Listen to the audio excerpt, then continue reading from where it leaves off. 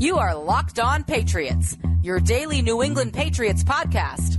Part of the Locked On Podcast Network, your team every day.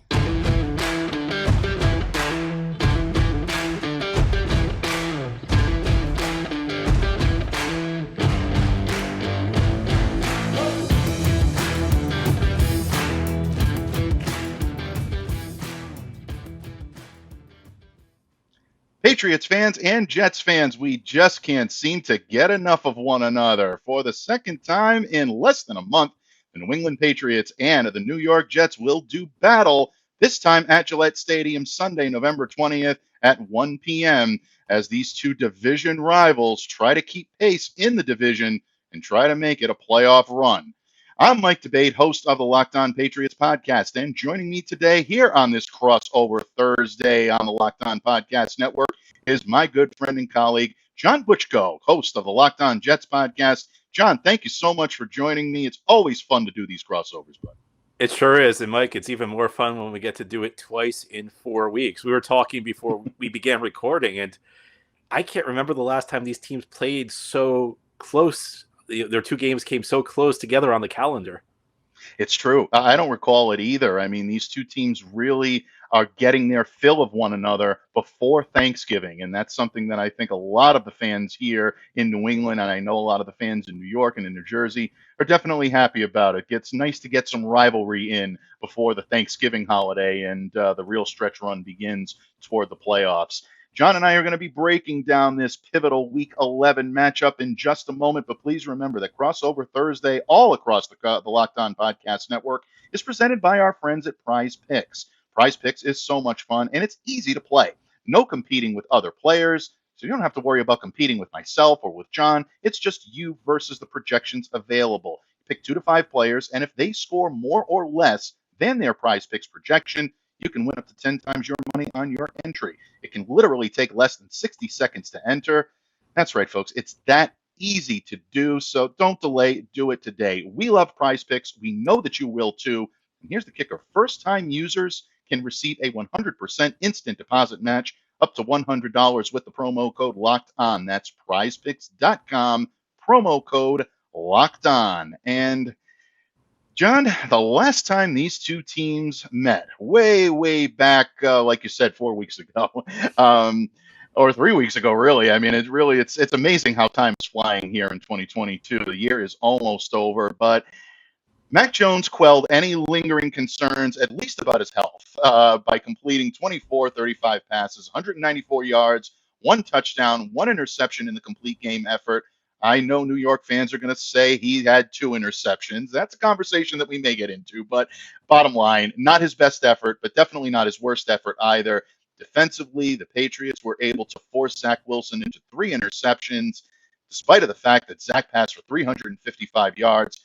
New England hangs on in a very close, really hard-fought battle on both sides. 22-17 victory over the Jets at MetLife Stadium back in Week 8. But here we are in Week 11, and this week the venue shifts to Gillette Stadium, John. The Jets look like a team that basically are saying right now, damn the adversity. We lost to the Patriots, so what? We're going to come out and we're going to take it to the consensus best team in football, and we're going to beat them. And that's exactly what they did in Week 9. Impressive victory, 20-17 over the Buffalo Bills. So let's start there, my friend. Last time it was Wilson, it was Mac Jones. Those are the big stories. But this time around, what are those big stories coming out of Jets camp? Well, Mike, I feel like we've kind of gone around the world and ended up in the exact same spot as where we were. Because heading into that game a few weeks ago, Jets fans were very confident. The team was very confident. They were on a 4-game winning streak. And it felt like this had the makings of a special season. Then the Jets lose to New England, and Jets fan base, it's been a rough decade. The first sign of adversity, you get a little nervous. People were already saying, you know what, this is not going our way. We were too confident. This team's not that good. They beat a bunch of backup quarterbacks. It felt like we were heading for a very, very, very rough bye week, because right after that game, the Jets had to play the Buffalo Bills, who at that point were looking like the best team in the AFC. Mm-hmm. Nobody thought the Jets were going to win that game. I'll be honest with you. I did not think the Jets were going to win that game. The game started off horribly for the Jets, by the way. On the opening kickoff, Braden Mann slipped. He mishit the kickoff. So Buffalo starts the game on the 45-yard line. The first play, they hit a deep pass to Stephon Diggs. And then a couple of plays later, things kind of break the Jets' way. And Josh Allen throws a bad interception.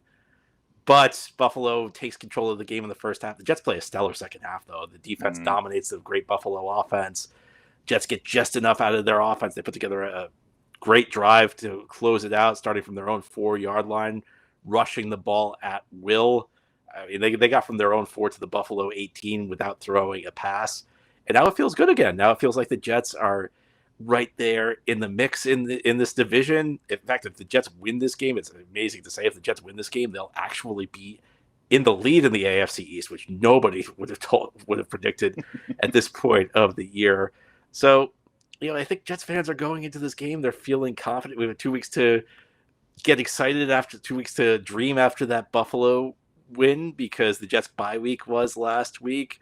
So we'll see. I think it's an interesting game for the Jets. I think there's obviously the revenge factor at play because the Patriots are the only team that's beaten the Jets since week 3. But it's in it. There are good feelings around this team again. It's exactly where we were right before that first game, and we went from the highest of highs to the lowest of lows, and now we're back to the highest of highs again. Very well said. As the great Yogi Berra once said, it's deja vu all over again. And I think that's the big story for the New England Patriots as well, John. Look, you're talking about a team that started 1-3, sputtering out of the gate. Mac Jones goes down with a high ankle sprain. Naturally, fans are looking at this and saying, okay, we're going to start chalking things up and just looking for next year. I already had fans requesting draft profiles at that point for the New England Patriots because they really had thrown in the towel on the season. Now, have the Patriots become a juggernaut in this division or in the conference? Certainly not. At 5-4, they're actually in last place in the AFC East. But the thing that you and I were both talking about before we went on the air, and you mentioned it a little bit just a moment ago, if the playoffs started today, all 4 AFC East teams would qualify for the playoffs. New England holding on to that 7 seed right now. And who would have thought that? The Patriots and the Jets and this whole division, the Bills and the Dolphins, have come a long way from the AFC least comparisons that you used to get from other fans in other divisions. But bottom line, if the Patriots are going to be serious about competing, the thing that has to improve is their offensive output. And to me, the biggest story right now in New England is that offensive line. With the exception of Michael Wainu, who is graded at an 86 from Pro Football Focus, having a phenomenal year at right guard, so much to the point where Bill Belichick has said he's not moving from where he is. We love Michael Wainu in the guard position. That's where we want to keep him. Everyone else right now is fluid. Trent Brown has regressed from a pretty impressive season 1 year ago. And of course, back in 2018, being a very, very strong left tackle here in New England, but he hasn't looked like the same player. Cole Strange started off pretty well for a first-round draft pick, really grasped the play calling and the playbook pretty well, but unfortunately, in the absence of David Andrews, he's had his difficulties, and he's looked every bit the rookie the last couple of weeks. Andrews is back in the lineup. Is that going to be enough to bring Cole Strange back to where he was? We'll see, because there were a lot of problems that he had the last time these two teams faced off against one another in losing a lot of one-on-one battles with Quinn and Williams. I don't see that improving all that much. That's a mismatch any way you slice it, but maybe Cole can give him a little bit more this time around. And then there's the revolving door that they have right now at the right tackle position.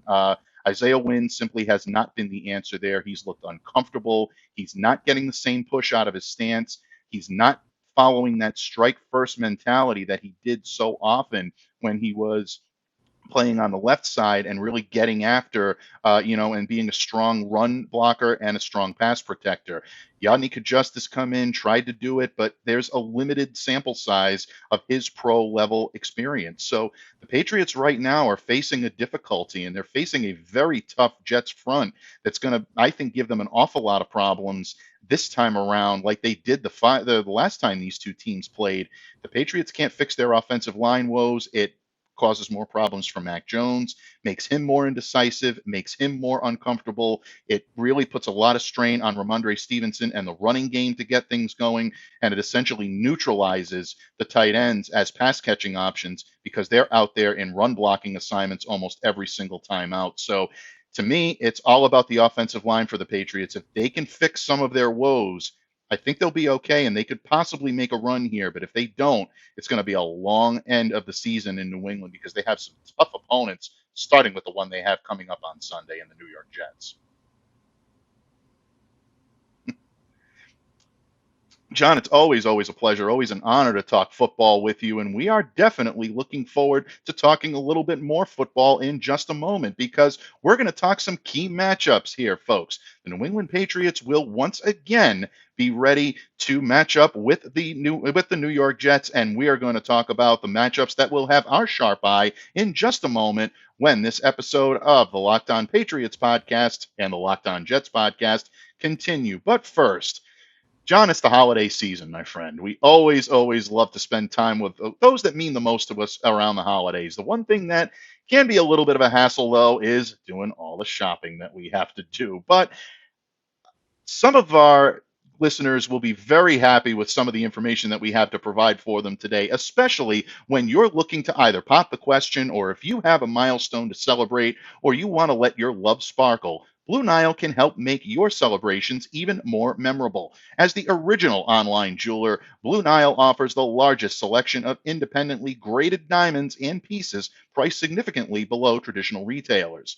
If you're having trouble choosing, BlueNile.com has representatives on hand 24/7 that will be able to help you figure out what is the best option for you and your significant other. They have memorable gifts for every budget. You can shop stress-free with Blue Nile's 100% satisfaction guarantee, and all Blue Nile orders are insured and shipped for free in discreet packaging. And they also offer overnight shipping if you're in a rush. So make your moment sparkle with Blue Nile. Go to BlueNile.com and use the promo code LOCKEDON to save $50 on your purchase of $500 or more. That's BlueNile.com, promo code LOCKEDON to save $50 on your purchase of $500 or more.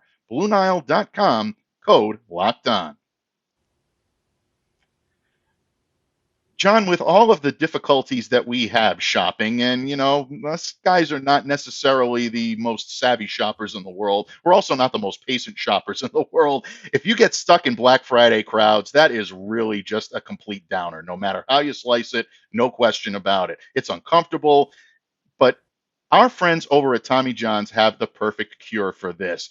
Shopping Tommy John's Black Friday sale right from your couch, that's amazingly comfortable. And whether you give your loved ones Tommy John, they're that much more comfortable, so they can do everything better. Shop Tommy John's Black Friday sale right now, folks, and give the gift of comfort to everyone on your list, including yourself, with brand new Tommy John underwear, loungewear, and pajamas. The loungewear I own is some of the most comfortable that you can find anywhere, with over 18 million pairs sold. Tommy John's has become a holiday tradition. Celebrate softness season with the gift of Tommy John loungewear, underwear, or pajamas, because every gift is backed by Tommy John's best pair you'll ever wear, or it's free guarantee. Shop Tommy John's Black Friday sale going on right now and get 30% off site-wide at TommyJohn.com/lockedon. That's 30% off everything right now at TommyJohn.com/lockedon. TommyJohn.com/lockedon. See site for details.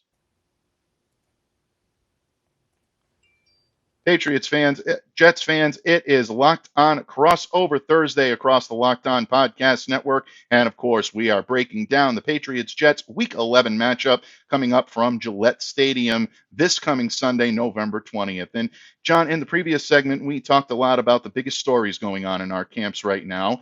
Much to the dismay and much to the delight of Patriots fans, much to the dismay of Jets fans, we did discuss a little bit about what happened the last time these two teams took the field. But you know what? That's all done. It's out the window now. We're moving on to this week. From a Jets perspective, my friend, what are the key matchups that you're going to be watching closely when these two teams take the Gillette Stadium field? Well, Mike, I think you said it in the first segment. I think that right now this New England offense is depending a lot on Ramondre Stevenson. I think him versus the Jets' run defense is a really important matchup in this game. And the Jets' run defense has been quite good this year. It's been one of the big surprises because there have been a few changes, but by and large, this is the same front seven you had last year, and their run defense was pretty bad. You can go back. There was a game they played against the Colts, and I know everybody has a tough time against Jonathan Taylor, but Jonathan Taylor went crazy against them. The Jets were among the league leaders in allowing long 30-yard runs against them last year. And this year they got off to a bad start. Week 2 against Cleveland, the Browns had a big day on the ground. Week 3 against Cincinnati, the Bengals put together this drive in the fourth quarter up 2 scores where they pretty much just ran the ball at will on the Jets. Jets knew the Bengals were going to run the ball, and it didn't matter. Jets could not stop them. The Bengals essentially ran the clock out. They got the ball back, with like 10 minutes left in the fourth quarter. Essentially, the game was over by the time the Jets got the ball back. Jets run defense, though, it's been excellent so far this year. I think a lot of it, you look to the defensive line, Quinnen Williams, who was not bad last year. Now, he's getting most of his attention for his work as a pass rusher this year. He's on pace for about 13 sacks if he continues playing at the level he did in the first half. But last year, he took a step back as a run defender, and he wasn't bad, but he was not the impact guy he had been earlier in his career. Quinnen Williams has just been unblockable this year. He's been playing phenomenal football. So he's a guy, you look to. Over the last few weeks, Quincy Williams, a linebacker who's been very up and down. Last couple of weeks, he's been playing really well for the Jets. He's making some plays behind the line of scrimmage. Jets run defense has been really good this year so far this year. So I think that's a really interesting matchup. Then on the other side of the ball, I would say maybe Mike LaFleur versus Bill Belichick. If you can go coaching, because Mike LaFleur came up with a really good game plan for the Jets against Buffalo. I mean, you always hear it when you're the underdog. You want to play ball control. You want to keep the other team's offense on the sidelines. So ball control, passing game, run the ball effectively. That doesn't work that often, though. It's easier said than done. The Jets actually pulled that off against Buffalo. And I felt like one of the turning points of the game was the Jets were able to keep the Bills' offense on the sideline for a really long time. They put together a long drive near the end of the second quarter. Then the Bills got the ball back with like 30 seconds left, so they ran a few plays. Then halftime came. Then the Jets put together like an 8-minute drive to begin the third quarter, which was extended because there was actually, Mike, this moment where the Skycam fell. Like there was issue with the CBS's Skycam, so they had to delay the game because like the camera was falling. So it ended up being, I don't remember the exact amount of time, but in terms of real time, the Buffalo offense was on the bench for a ridiculous amount of time, aside from like this one like 30-second segment. It's going to be tougher to do that this week. But Mike LaFleur has to design plays that make life easier on Zach Wilson. They designed a lot of quick hitters that they were successful with against Buffalo. And, you look at Zach Wilson's career against New England, it has not been good so far. He threw 4 interceptions at home last year, 3 interceptions this year at home. And then last year, I think he was off to a decent start in the game in Foxboro, which also came right after the Jets bye, but he got injured in that game. And Bill Belichick, you see him fool a lot of young quarterbacks, but in these games, I'm not sure it's really anything Bill Belichick's done. I think Zach Wilson's just been making a lot of unforced errors. So the matchup's almost Zach Wilson versus himself, because this year when Zach Wilson's been playing within the confines of the system, when he stayed in the pocket, good things have happened. Zach Wilson was a very dynamic prospect outside the structure of the play call coming out of BYU. He was a big-time playmaker when he rolled to his right or rolled to his left. But bad things have happened. It really has not translated to the NFL. So, Zach Wilson, when he plays within the confines of the system, has been pretty good for the Jets. But, when he's tried to break plays, when he's tried to take things on his own, when he's played outside the structure of the play call, and that even happened, a couple of those interceptions, not all of them, but I think 2 of the 3 interceptions came when he tried to do a little bit too much in that first game against New England. So I would almost say, I say Mike LaFleur versus Bill Belichick, but the real matchup for the Jets on offense might be Zach Wilson versus himself. Now, Mike, let me ask you, let's flip the script here from the Patriots standpoint. What matchups are you watching? Yeah, I'm watching the mirror image of what you're going to be watching. I'm going to watch Mac Jones try to go against this defensive front for the New York Jets and also their secondary, because I think both of these levels of the defense have a chance to impact this game. As sporadic as the running game has been for the New England Patriots, they've been the dominant force in their offensive attack. And we talked a little bit about this in the previous segment, but the problems there start in the same spot. The offensive line, once again, struggling to keep the Patriots running the football smoothly or giving them the opportunity to get the passing attack ready. Mac Jones was sacked 4 times against the Colts in week 9, and the Jets took him down 6 times a week prior to that. That is not a good sign for a quarterback that is trying to get his feet back after being out for 3 games with a high ankle sprain. Constantly under duress, running for his life, that is not something that is ideal for a Patriots team that is trying to stay in contention for a playoff spot. And right now they're teetering on that windowsill of either contention or not. So that type of pressure, that leads to problems protecting the ball. One of the hits caused an interception. The other one obviously led to a strip sack. Mac Jones obviously got lucky on a situation where he did make the throw. It was called back. I know it upset and rubbed Jets fans the wrong way in a lot of ways. But what I'm going to be looking at is John Franklin Myers are going to be looking at Carl Lawson. They got to Mac Jones the last time, so did Quinnen Williams. This is where I think Mac needs to be much more savvy and much more aware of what's coming from the first level of the defense, but also the second and third level, those strategic fake blitzes that can give him difficulties that he really struggles with from time to time as well. Jacoby Myers, Ramondre Stevenson were actually his best receivers the last time. He needs one of his pass catchers to step up.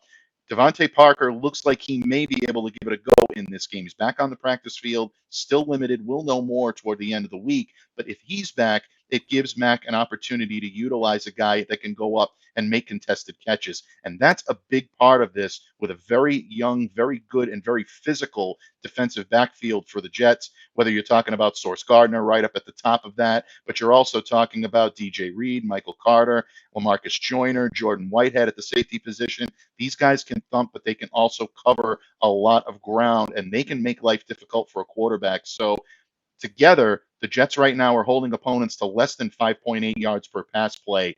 Mac Jones has to try to exploit that and try to put a little bit of pressure on them by utilizing some of his vertical threats. If he doesn't do that, I think it's going to be a long day for the Patriots on Sunday.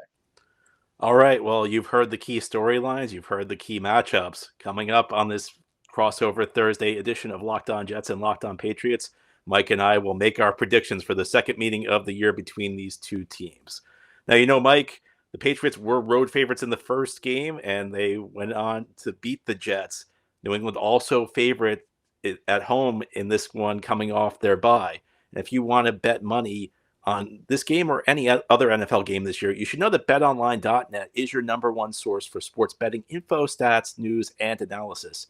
You can get all of the latest odds and trends for every professional and amateur league out there. So not just football, but also basketball, soccer, esports. They've got it all at betonline.net. And if you love sports podcasts, of course you love sports podcasts. You're listening to this one. You can find those at BetOnline as well. They are the fastest and easiest way to get your betting fix. So head to the website today or use your mobile device to learn more. BetOnline, where the game starts.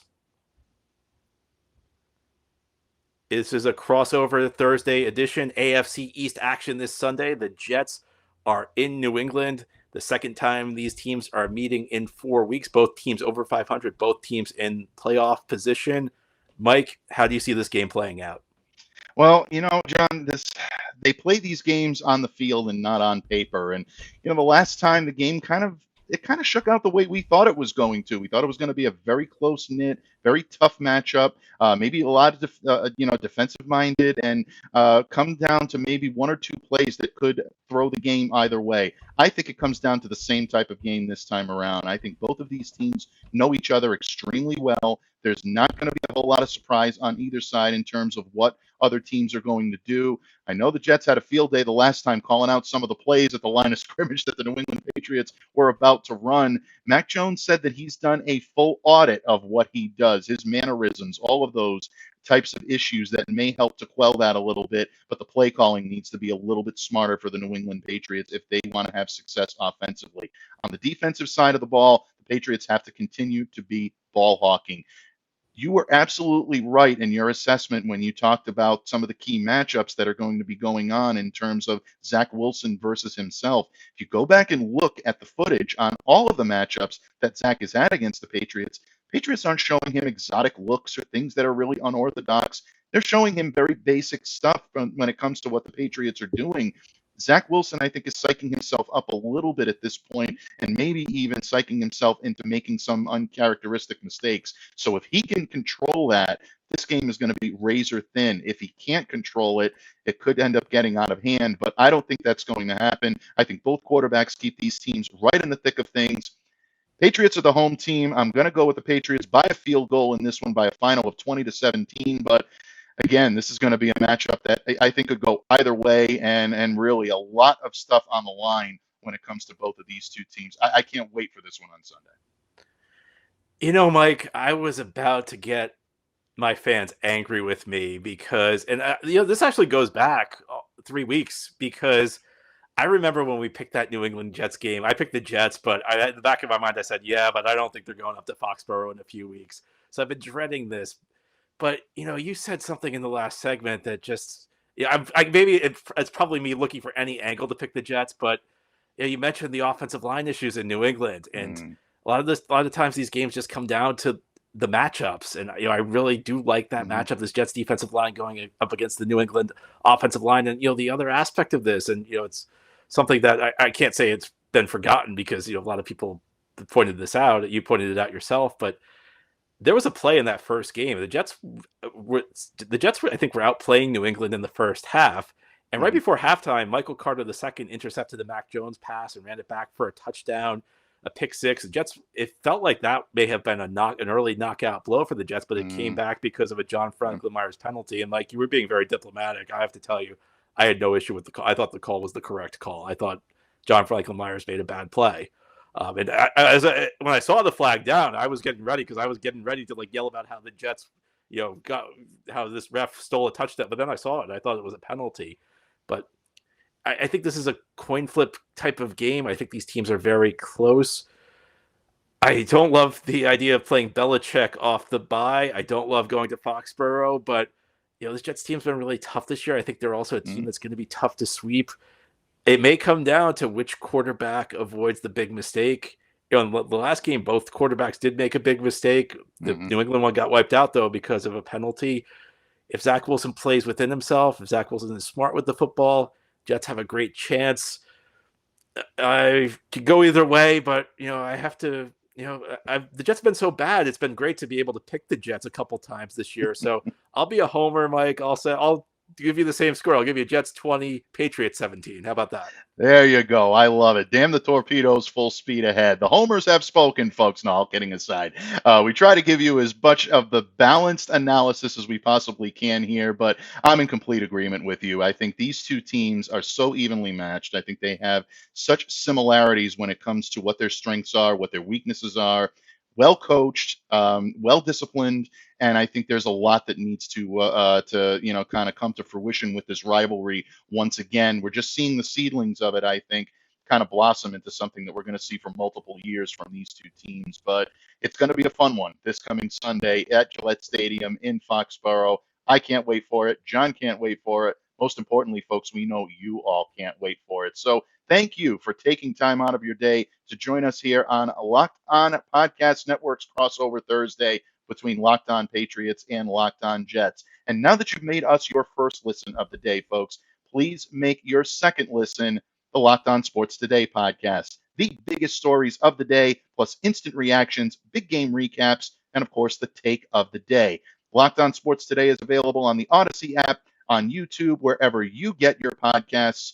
Don't forget to smash that subscribe button for Locked On Jets, whether it be on YouTube or wherever you get your audio podcasts. John provides the best listen in Jets country, and I say that without hesitation. I'm a fan. I listen to it all the time. Folks, whether you're a Patriots fan and you want to hate listen, or whether you're an AFC East fan and you just want to listen, or if you're a Jets fan, you're probably already subscribed, but please do that because he puts on a phenomenal show. If you're so inclined to listen to me on Locked On Patriots, you can do so by smashing the subscribe button and, of course, by downloading, subscribing, and following wherever you get your podcasts. On behalf of my good friend, John Butchko, host of Locked On Jets, I'm Mike Debate, host of Locked On Patriots. Folks, stay safe, stay well, be the change you wish to see in the world. Have a great day and enjoy the game on Sunday.